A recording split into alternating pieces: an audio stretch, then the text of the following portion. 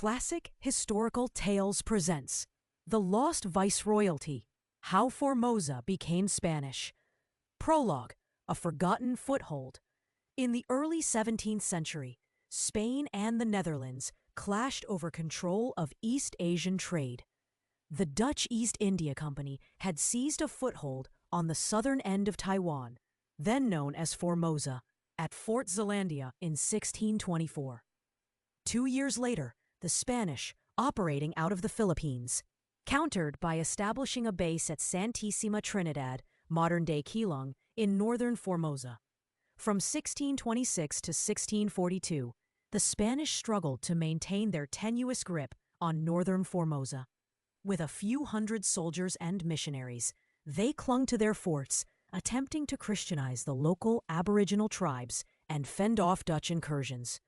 But with stretched supply lines, limited manpower, and little support from Madrid, the Spanish abandoned Formosa after a Dutch offensive forced them out.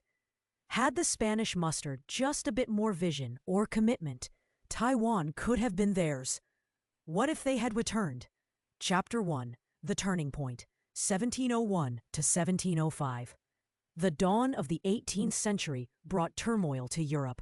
The War of Spanish Succession, 1701 to 1714, pitted Bourbon France and Spain against a grand alliance of England, the Dutch Republic, and the Holy Roman Empire. Yet even amidst this global war, the Spanish colonies in the Pacific remained relatively untouched, quiet backwaters far from the continental struggle. In Manila, Fausto Cruzat y Góngora governed the Spanish Philippines from 1701 to 1709. An ambitious and devout man, Cruzat understood both the fragility and potential of Spain's Asian holdings. Manila was a bustling entrepot connecting Mexico, China, and Southeast Asia, while it was also vulnerable, surrounded by Dutch, English, and rising Chinese influence. In 1703, Jesuit missionaries returning from the Chinese coast brought reports of Taiwan, a rich, fertile island, lightly held by Qing settlers and surrounded by Aboriginal tribes still resistant to Chinese rule. With the Qing dynasty facing growing unrest on the mainland and piracy rampant along the coasts, Formosa was, as one Jesuit noted, a jewel ungathered. Cruzat saw opportunity. He petitioned Madrid for funds and support to re-establish Spain's former claim on Formosa, not merely as a distant outpost, but as a formal annexation under the authority of the Real Audiencia of Manila. The proposal sat in limbo, but Cruzat did not wait. Chapter 2, The Reconquest of Formosa, 1706 to 1712. In 1706, Cruzat launched a covert expedition to northern Formosa under the guise of suppressing piracy. A fleet of 3 galleons and 2 smaller frigates set sail from Cavite, led by Admiral Miguel Serrano. Aboard were 600 men, Spanish officers, 300 Filipino troops, mostly Pampangans and Ilocanos, and a contingent of Augustinian friars. They landed near Tamsui in April 1706. The Chinese settlers in the area, mostly Hokkien immigrants, assumed the fleet was a Qing punitive mission. Many fled inland. Others welcomed the Spaniards, hoping they would bring order against bandits and pirates. Within a week, Fort San Felipe was established atop a coastal bluff, reinforced with artillery and a palisade.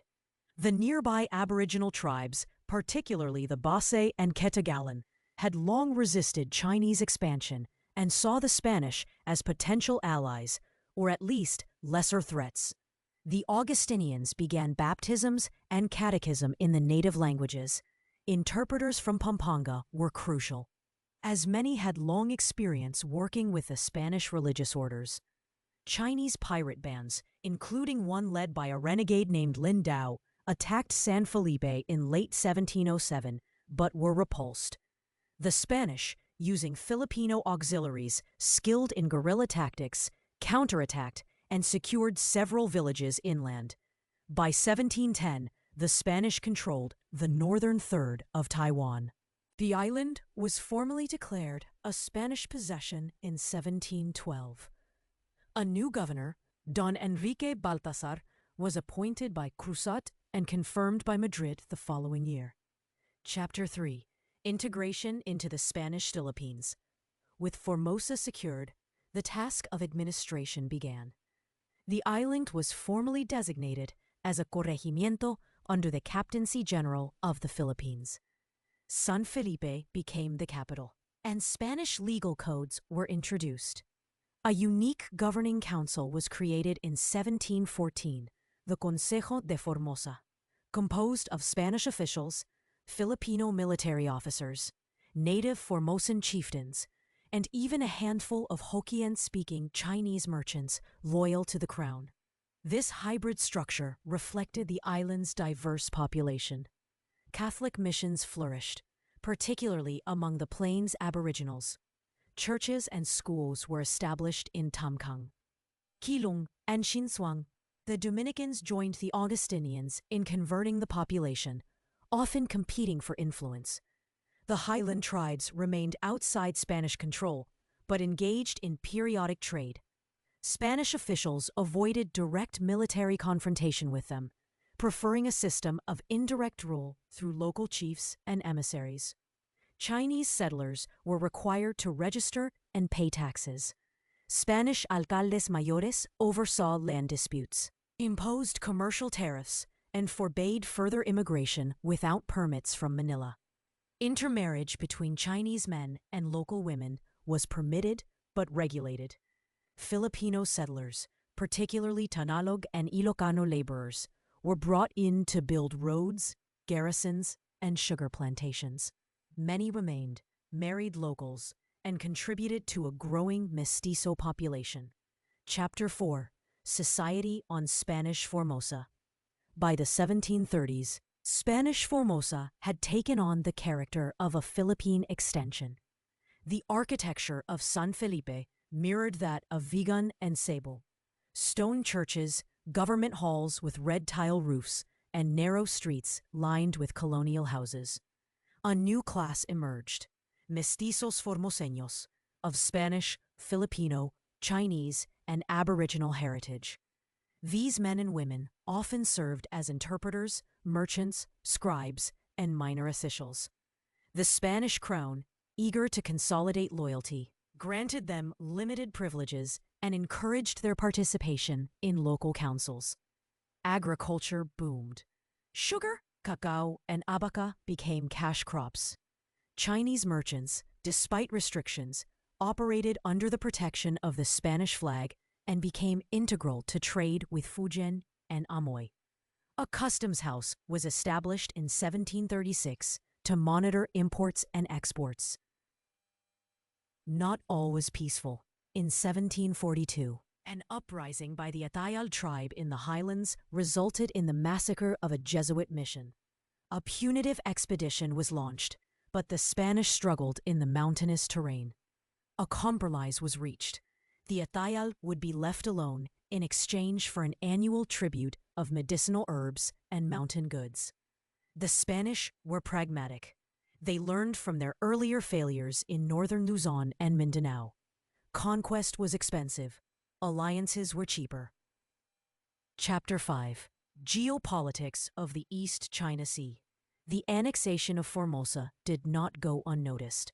The Qing court in Beijing issued protests in 1713 and again in 1728, but their response was muted. The Qing Empire was preoccupied with internal revolts and campaigns in Central Asia. Spain, meanwhile, emphasized that their control was limited to the northern territories and that Chinese settlers could remain unmolested. Diplomatically, this diffused tensions. In truth, the Qing lacked the naval capability or political will to challenge Spain far from their core. Dutch and British merchants, while irritated by Spain's expansion, found ways to profit. Manila, Formosa, Amoy trade became a lucrative triangle. Spanish Formosa exported sugar, deerskins, camphor, and abaca, imported silk, porcelain, and rice. The Spanish Navy fortified the Tamsui Strait. In 1748, a fleet of 6 galleons repelled a pirate armada near Kaohsiung. Though the Spanish never fully controlled southern Taiwan, their presence served as a deterrent to both pirates and foreign competitors. In 1751, the Governor-General of the Philippines proposed establishing a Jesuit mission in the Ryukyu Islands using Formosa as a base. Though the plan was never fully realized, the idea illustrated the growing strategic value of the island. Chapter 6: The End of the Spanish Formosa. The 7 Years' War, 1756-1763, rocked the colonial world. In 1762, British forces captured Manila and held it for nearly a year. The shock reverberated across the Spanish Pacific. In San Felipe, Governor Don Manuel Arias mobilized his 2,000-strong garrison and readied for invasion. It never came, but Formosa played a critical role in resupply and counteroffensive operations. Spanish forces from the island sailed to help retake Cavite and re-establish order in Luzon. After the Treaty of Paris, 1763, Spain retained all its Asian territories. But the trauma of Manila's fall forced a reassessment of colonial defense. The Crown invested in strengthening Formosa's fortifications, expanding the navy, and increasing military recruitment among the local population. In 1770, the island's status was elevated. It was designated a Gobernación Especial, directly reporting to the Viceroyalty of New Spain through Manila. San Felipe received a bishopric, and the first printing press was installed. Formosa had become not just a military outpost, but a cultural and administrative hub. Epilogue: A different Taiwan. By the 19th century, Spanish Formosa was a unique hybrid of Iberian, Austronesian, Chinese, and Filipino traditions. Spanish remained the language of administration, but Hotian, Tagalog, and Aboriginal languages thrived. Catholicism was deeply entrenched. Annual processions of the Virgin of Tamsui drew thousands. Churches dotted the coasts. The mestizo formoseños class held sway in both commerce and politics. When Spain lost most of Latin America in the early 1800s, Formosa remained loyal. The 1834 Constitution of Cadiz was implemented on the island, granting local councils more autonomy. In 1863, the first secular university opened in San Felipe, offering instruction in Spanish, Latin, and Hokkien. Though Qing influence returned to southern Taiwan in the mid-19th century, northern Formosa remained under Spain's control until the twilight of empire. In 1898, during the Spanish-American War, American ships bombarded San Felipe. The Spanish garrison surrendered days later. But unlike Manila, where revolution brewed, Formosa had no major independence movement. Its people were loyal to the crown, or at least comfortable under it. Instead of being ceded to Japan, as in our history, Formosa entered a brief American protectorate phase before being granted Commonwealth status, akin to Puerto Rico. Spanish names, churches, and traditions persisted. Today, in this alternate world, Formosa is known as La Isla Leal, the Loyal Island, a Spanish-speaking bastion in the east, a living reminder of what might have been had Spain never turned its back on the Pearl of the Pacific.